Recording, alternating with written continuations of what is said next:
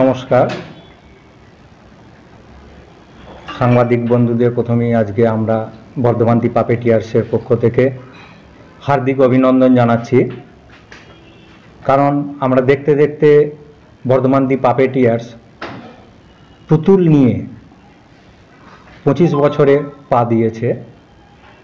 এই 25 বছরটা আমাদের কাছে প্রায় স্বপ্নের।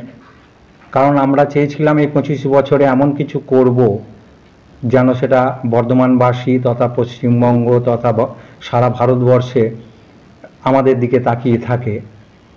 তা আমরা সেই 25 বছরে পা দিয়েছি। 25 বছরের বিভিন্ন ধরনের অনুষ্ঠান আমরা শুরুও করে দিয়েছি। শুরু করেছি আমাদের আগেতে যারা পাপেটে ছিল, এখন যারা সম্পূর্ণভাবে অংশগ্রহণ করতে পারছে না কাজের জন্য বা বিভিন্ন কারণের জন্যই হোক, এবং বর্ধমানের বিভিন্ন সাংস্কৃতিক গোষ্ঠীও আমাদের সঙ্গে যারা আছেন তাদেরকে নিয়ে আমরা একটা পুনর্মিলন উৎসব করেছি আমাদের পাপেট ঘরে, পুতুল ঘর সেখানে আমরা করেছি। সেটা দিয়ে আমাদের 25 বছরের পায়ের অনুষ্ঠান শুরু করি। তারপর আস্তে আস্তে এগিয়ে চলি এবং বিভিন্ন ধরনের আমাদের এই 25 বছরের আশা যে আমরা বর্ধমান শহর তথা পশ্চিমবঙ্গের বিভিন্ন প্রান্তে বিভিন্ন রকম অনুষ্ঠান নিয়ে গিয়ে হাজির হব। এবং এই উদ্দেশ্যেই আমাদের ঘটনাক্রমে আমরা পড়ে গেছি আন্তর্জাতিক যে পুতুল নাট্য উৎসব, সেটা আমাদের কাছে এই সুযোগ চলে এসেছে করার জন্য। আমরা পূর্বেও জাতীয় পুতুল নাট্য উৎসব করেছি, এটা আমাদের 6ষ্ঠ বর্ষ। তা এই আন্তর্জাতিক পুতুল নাট্য উৎসবে আমরা বাইরে থেকেও কিছু দলকে আনার সুযোগ পেয়েছি বিভিন্নভাবে। আমাদের ভারত সংস্কৃতি মন্ত্রক আছেন, তারাও আমাদের সাহায্যের হাত বাড়িয়ে দিয়েছেন। পশ্চিমবঙ্গ সরকারের তথ্য সংস্কৃতি দপ্তর আমাদের সঙ্গে আছেন। এবং বর্ধমান, সবথেকে বড় কথা হচ্ছে বর্ধমানবাসী আমাদের সঙ্গে আছে। কারণ তাদের ছাড়া আমরা কিছুতেই এইভাবে এগিয়ে আসতে পারতাম না। আমরা 2000 সালে যে ভূমিষ্ঠ হয়েছিলাম, সেটা গুটি গুটি পায়ে চলতে চলতে আজকে আমরা 25 বছরে পূর্ণ যুবকে পরিণত হয়েছি। সেটা বর্ধমানবাসী আপনাদের সহযোগিতায়, এবং বর্ধমান শহরের যে বিভিন্ন সাংস্কৃতিক সংগঠন আছে তারা সব সময় আমাদের পাশে থেকেছেন। এইভাবে আমরা এগিয়ে যাচ্ছি। আন্তর্জাতিক উৎসবে সম্পর্কে বিশদভাবে বলবেন আমাদের পুতুল নাটকে যিনি ডিরেক্টর আছেন পার্থপ্রতিম পাল, তিনি বিশদভাবে ওই আন্তর্জাতিক উৎসবে আমরা কি করব তা নিয়ে বলবেন। তাই আন্তর্জাতিক উৎসবেও আমরা এখন পর্যন্ত সাড়া পেয়েছি। আমরা চাই এই আন্তর্জাতিক পুতুল নাট্য উৎসবকে সামনে রেখে আমরা পুতুল নাটকটাকে এমন একটা জায়গায় নিয়ে যেতে চাই যাতে সরকার, শুধু পশ্চিমবঙ্গ সরকার নয়, ভারত সরকারের কাছেও আমরা এটাকে দৃষ্টিগ্রাহ্য করতে চাইছি। কারণ আমরা চাইছি এই পুতুল নিয়ে যে পুতুল নাচ বা পুতুল নাটক প্রায় অবলুপ্তির পথে চলে গিয়েছিল।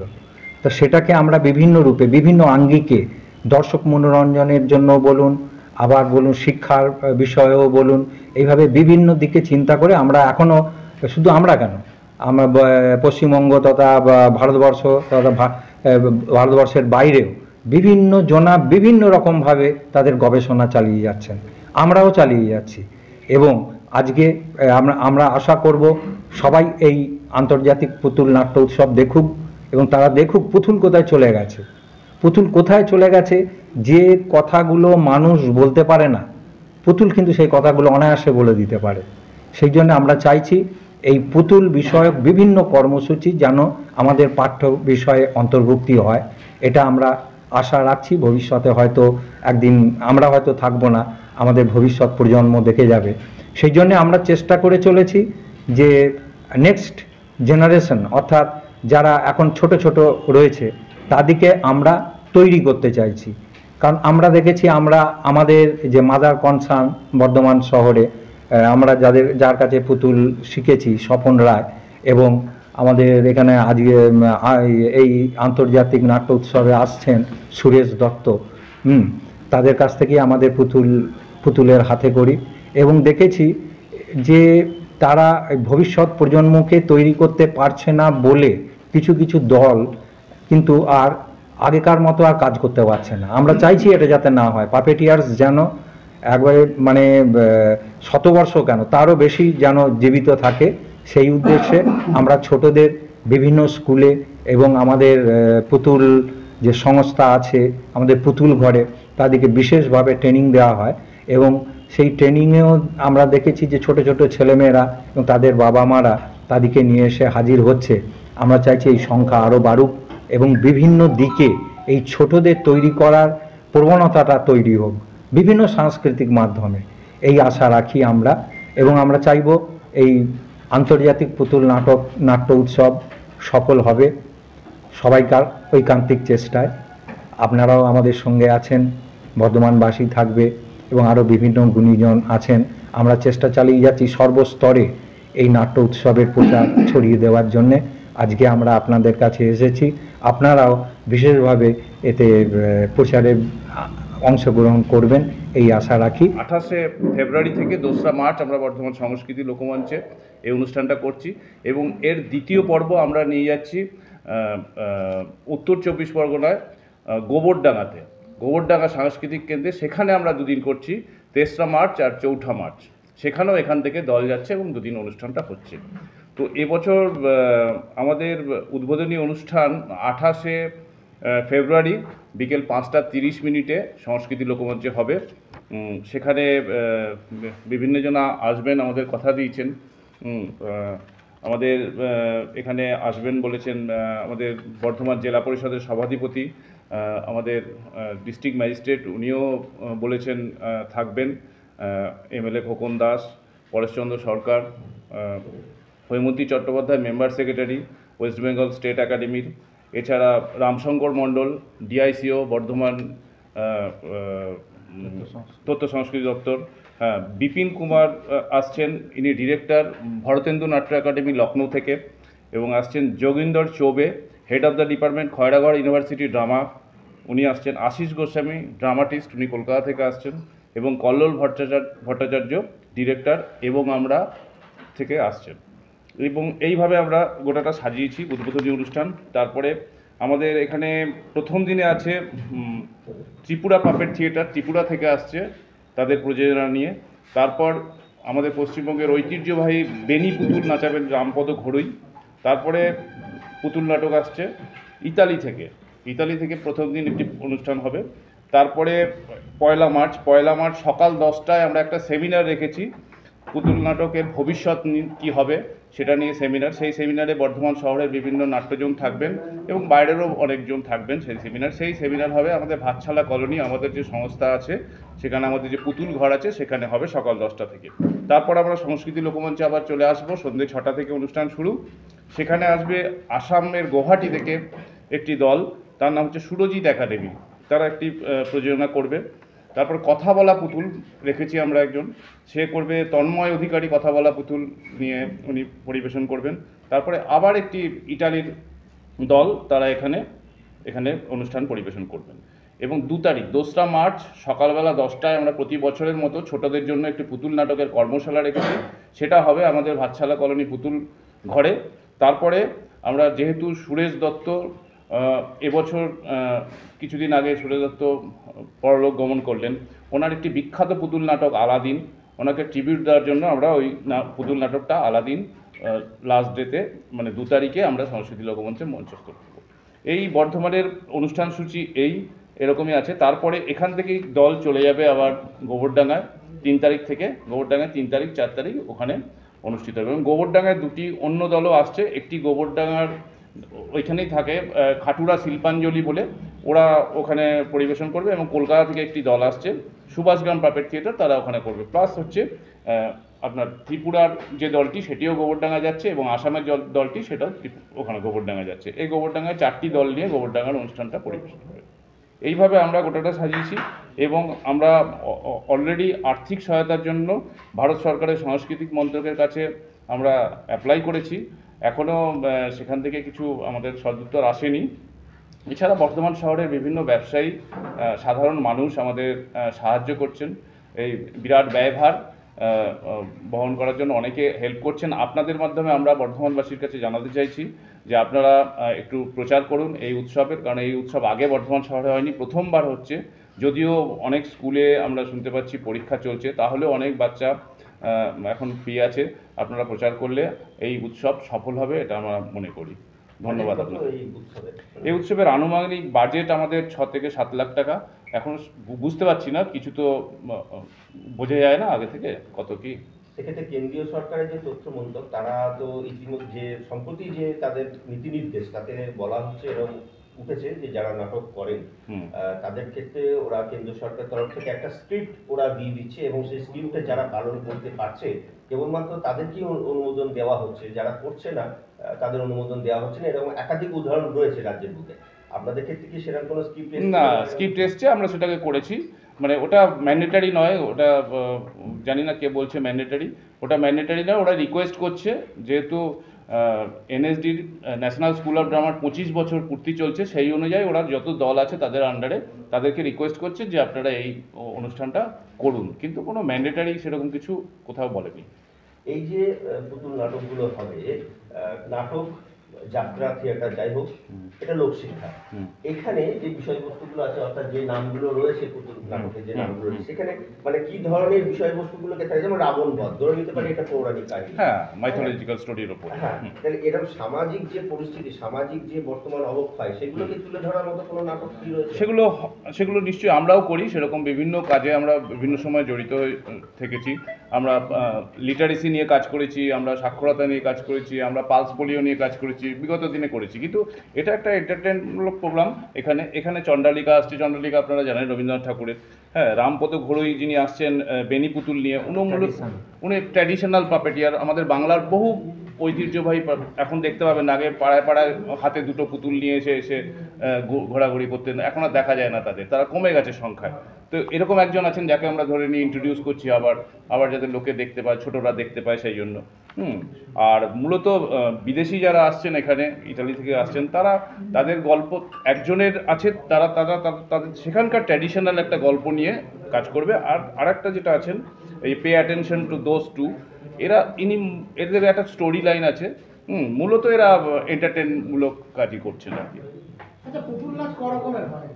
পুতুল নাচ দেখুন, গোটা বিশ্বে 4 রকমের পুতুল নাচ আছে। হ্যাঁ, একটা হচ্ছে রড পাপেট, যেটাকে আমার স্টিকের ওপর নাচানো হয়, একটা স্ট্রিং পাপেট, সুতো দেওয়া পুতুল হয়, একটা শ্যাডো পাপেট, ছায়া পুতুল হয়, আর একটা গ্লাভ পাপেট, যেটা দস্তানা বা বেনি পুতুল যে আসবে আমাদের বাংলার। এই 4 রকমের পুতুল, এটাকে ভেঙে বিভিন্ন জন এখন বিভিন্ন রকম করছে। রড পাপেট, এখন দেখবেন রাস্তায় বড় বড় পাপেট নিয়ে আমরাও করব। আমরা কিছুদিনের মধ্যে বর্ধমান শহরে একটি কার্নিভাল করব, সেখানে বেশ কিছু বড় বড় বিগ সাইজের পাপেট নিয়ে আমরা রাস্তায় হাঁটবো। হ্যাঁ, তো এরকম ওই রড পাপেটকে ভেঙে বড় করা হচ্ছে, বিভিন্ন জন এক্সপেরিমেন্ট করছে। মূলত কিন্তু 4 রকমেরই পাপেট গোটা বিশ্বে আছে। বুঝি বিদেশ থেকে যে পুতুল নাচের টিমগুলো আসছে, পুতুল নাচের টিমগুলো তাদের যে ভাষাগত যে সমস্যাটা, বাচ্চাদের তো এটা মূলত বাচ্চাদের আকৃষ্ট করার জন্য, হ্যাঁ, সেখানে ভাষাগত কোনো সমস্যার কথা না। দেখুন, বিদেশি যারা, আমরা একরকমভাবে বিভিন্ন জায়গায় বিভিন্ন লোক বিভিন্নভাবে করে। তো আমরা যদি ধরুন বাইরে যখন যাব, আমাদের, আপনি যে কোশ্চেনটা করেছেন ইম্পর্টেন্ট কোশ্চেন, আমাদেরও সেটা মাথায় রাখতে হবে যে ভাষাগত কী সমস্যা হচ্ছে। পুতুল অ্যাকশন করতে পারে, অনেক কিছু অ্যাকশন করতে পারে। এদের কাজগুলো মোটামুটি মিউজিকের ওপর হয়, নন ভার্বাল হয় বেশি, এবং অ্যাকশনের ওপর হয়, যেটা আপনি খুব ইজিলি কমিউনিকেট করতে পারবেন, যার জন্য অসুবিধা নেই। এবার তো সাবজেক্ট তো ইংলিশে তো কিছু বলবেই, ওরা কথাবার্তা বলবেই। আমার নাম পার্থ প্রতিম পাল, আমি পরিচালক, বর্ধমান দ্বীপ পাপেটিয়ার্স। আপনারা অলরেডি আমাদের সভাপতি এবং ডিরেক্টরের কাছ থেকে জেনেছেন যে আমরা বর্ধমান শহরে প্রথম আন্তর্জাতিক মানের পুতুল নাট্য উৎসব করতে চলেছি। এটা শুধুমাত্র বর্ধমান দ্বীপ পাপেটিয়ার্সের কাছে গর্বের বিষয় নয়, বর্ধমানবাসী হিসাবে সকল বর্ধমানবাসীর কাছেই এটা একটা গর্বের বিষয়।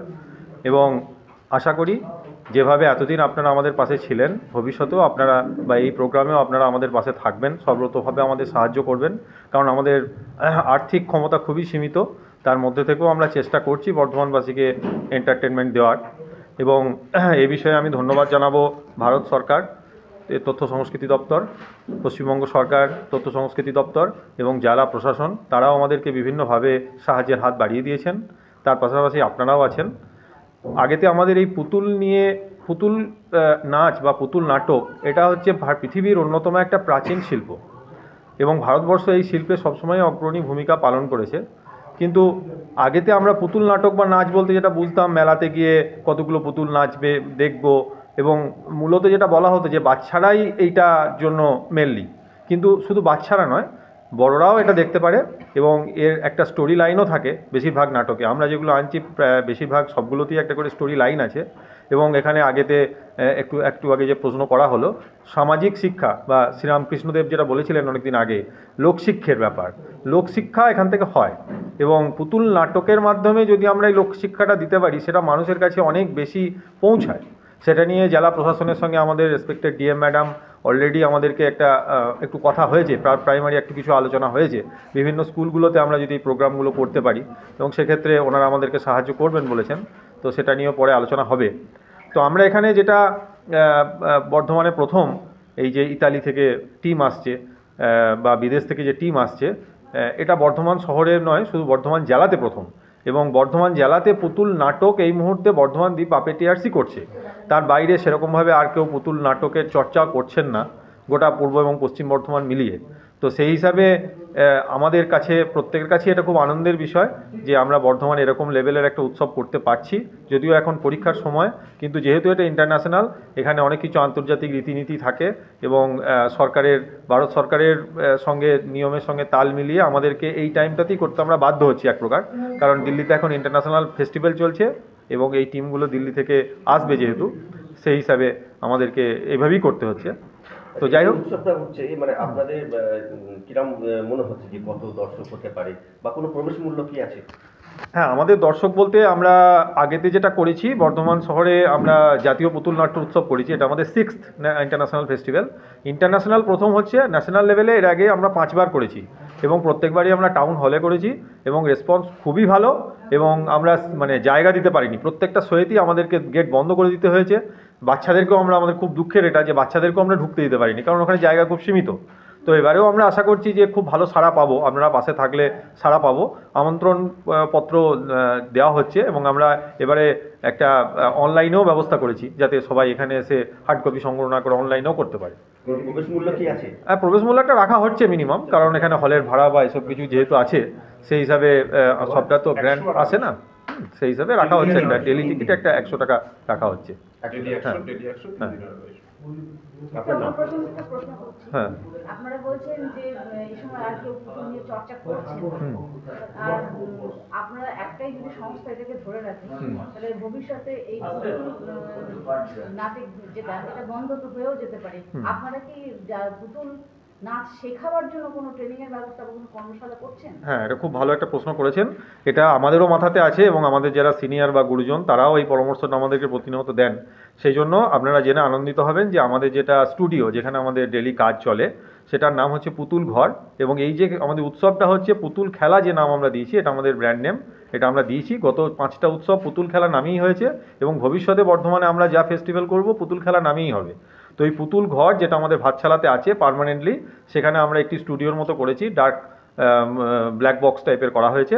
এবং সেখানে ছোট জায়গা হলেও সেখানে আমরা প্রত্যেক রবিবার বাচ্চাদের নিয়ে আমরা শেখাই, এবং তারা থাকে। আমাদের ভবিষ্যৎ প্রজন্মকে তৈরি করার জন্য প্রত্যেক রবিবার এটা আমরা ব্যবস্থা করেছি। আপনাদের মাধ্যমে আমরা আবেদন করব, কেউ যদি এখানে আসতে চান আমাদের ওখানে আসতে পারেন। প্রত্যেক রবিবার আমরা সকাল 9টা থেকে শুরু করি, প্রায় সারাদিনই চলে, যে যার সময় মতো আসে। এবং এটা ভবিষ্যৎ প্রজন্মকে তৈরি করার জন্য আমরা এটা করেছি। ফিস সেরকম কিছু নেই, মানে এলেই হবে। আপনার নাম? আমার নাম অভিজিৎ সেন, আমি সেক্রেটারি, বর্ধমান দি পাপেটিয়ার্স।